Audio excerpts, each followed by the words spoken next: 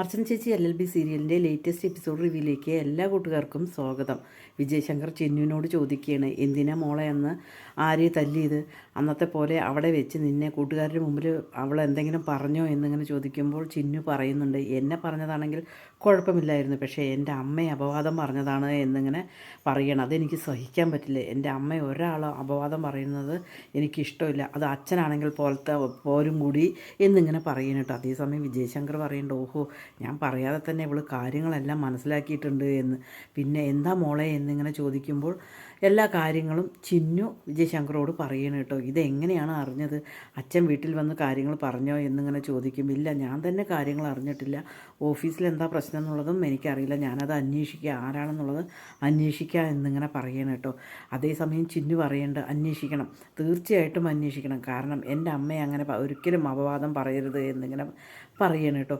അതിനുശേഷം ശരി, ഞാൻ അന്വേഷിച്ചോളാം മോള് കോളേജിലേക്കാണോ പോകുന്നത്, എൻ്റെ കൂടെ വരൂ എന്ന് ചോദിക്കും. വേണ്ട, അച്ഛന് വൈകുമല്ലേ, ഏതായാലും ഞാനൊരു ഓട്ടോറിക്ഷ പിടിച്ച് പോകാം എന്ന് പറഞ്ഞ് ചിന്നു ഒരു ഓട്ടോറിക്ഷ പിടിച്ച് പോവുകയാണ് കേട്ടോ.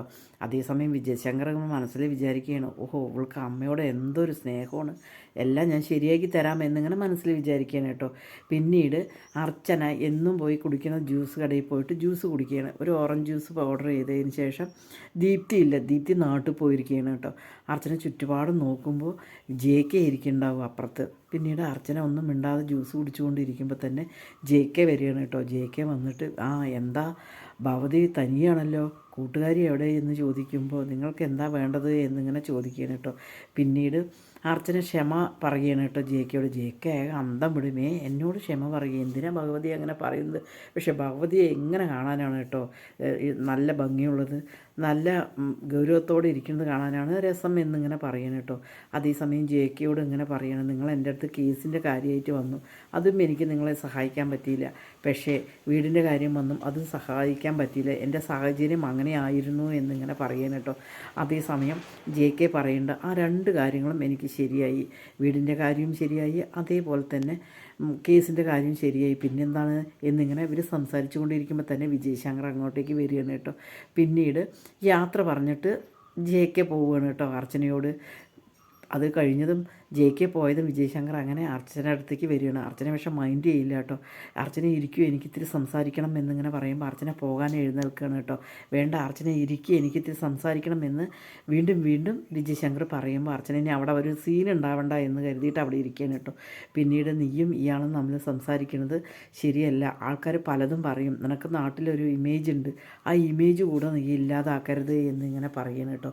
അത് കേൾക്കുമ്പോൾ അർച്ചന പറയും, നിങ്ങളെ എൻ്റെ കാര്യം ഒന്നും പറയണ്ട, കാരണം എൻ്റെ ആങ്ങളമാരെയും അതേപോലെ തന്നെ എൻ്റെ വയറ്റിൽ കുഞ്ഞ് ഗർഭമുണ്ടായ കുഞ്ഞിനെയും മഴയത്ത് നിങ്ങൾ ഇറക്കി വിട്ടതോടുകൂടി നിങ്ങൾ ഞാനുമായിട്ടുള്ള ബന്ധം കഴിഞ്ഞു. പിന്നെ എൻ്റെ കാര്യത്തിൽ നിങ്ങൾ തീരുമാനിക്കേണ്ട, കാരണം ഞാനും നിങ്ങളൊരു ബന്ധവുമില്ല. ഞാൻ നിങ്ങളുടെ ചന്ദ്രകാന്തത്തിലല്ല ഇരിക്കുന്നത്, നിങ്ങളുടെ ചിലവിലും അല്ല ഇരിക്കുന്നത്. എനിക്കറിയാം എന്ത് ചെയ്യണമെന്ന്. നിങ്ങൾ പറഞ്ഞല്ലോ അർച്ചനയ്ക്കൊരു സമൂഹത്തിലൊരു വിലയുണ്ടെന്ന്, അത് മനസ്സിലാക്കിയാൽ മതി എന്നിങ്ങനെ പറയണം കേട്ടോ. അതേസമയം നിന്നെ അങ്ങനെ ഒരു ചീത്തപ്പേര് കേൾക്കാനോ ഒരു കാര്യത്തിനോ ഞാൻ അനുവദിക്കില്ല എന്നിങ്ങനെ പറയണം. നിങ്ങളുടെ അനുവാദം നിങ്ങളുടെ ഇതും ആർക്ക് വേണം എന്നിങ്ങനെ പറഞ്ഞിട്ട് വിജയശങ്കറോട് ദേഷ്യത്തോടു കൂടി പറഞ്ഞതിന് ശേഷം അർച്ചന അവിടെ നിന്ന് ഇറങ്ങുകയാണ് കേട്ടോ. പിന്നീട് വിജയശങ്കർ ഓഫീസിൽ വന്നിട്ട് പറയുകയാണ്, ഞാൻ അവരെ രണ്ടുപേരെയും കണ്ടിരുന്നു, അവരിങ്ങനെ പോയി കഴിഞ്ഞാൽ ശരിയാവില്ല എന്നിങ്ങനെ പറയുമ്പോൾ ജഗദീഷ് വക്കീലും അവരും പറയും. വിജയശങ്കർ പറയുകയാണ് കേട്ടോ, അർച്ചനയുടെ ബലം അയാളാണ്, അയാളെ തന്നെ അങ്ങ് ഇല്ലാതാക്കണം എന്ന് പറയുമ്പോൾ ജഗദീഷ് പറയണം, അതിന് നമുക്ക് എത്ര വഴികളുണ്ട്, നമ്മുടെ ഈ വക്കീൽ പഠിച്ചതില്ല, നമുക്ക് അങ്ങ് തട്ടിക്കളഞ്ഞാലോ എന്നിങ്ങനെ പറയണം. വേണ്ട, നമുക്ക് എന്തുവരെ പോകും നോക്കാം എന്നിങ്ങനെ വിജയശങ്കർ പറയുകയാണ് കേട്ടോ.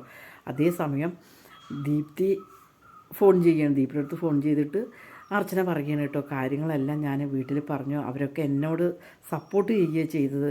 അത് കേൾക്കുമ്പോൾ ദീപ്തി പറയും, ശരിയാണ്, നീ എന്നോട് പോലും പറഞ്ഞില്ല, വേറെ പറയാൻ ഒരുപാട് വൈകി, അതുകൊണ്ടാണ് എന്നിങ്ങനെ പറയണം.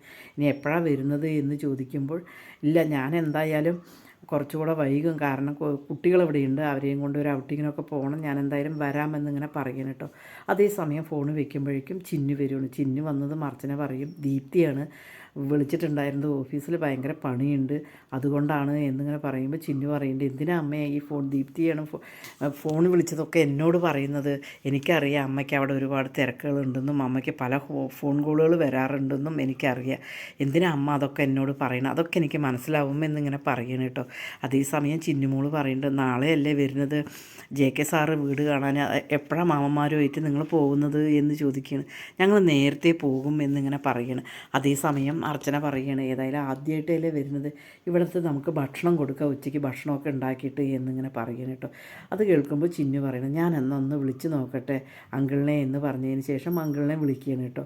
വിളിച്ചതും JK പറയും, ആ മോളെ പറയൂ എന്ന് പറയുമ്പോൾ, സാറേ അങ്കിൾ എപ്പോഴാണ് വരിക ചോദിക്കും. ഞാൻ നാളെ ഉച്ചയ്ക്ക് വരാം എന്ന് പറയും കേട്ടോ. എന്നാൽ ശരി, അങ്കിൾ ഇവിടുന്ന് ഭക്ഷണം കഴിക്കുമോ എന്ന് ചോദിക്കുമ്പോൾ, ഞാൻ ശരിക്കും ഒരു വാടകക്കാരനല്ലേ, പിന്നെ എങ്ങനെ ഭക്ഷണം കഴിക്കുന്നത് എന്ന് ചോദിക്കുമ്പോൾ, അതൊന്നുമില്ല, ഭക്ഷണം കഴിക്കണം എന്നിങ്ങനെ പറയണം കേട്ടോ.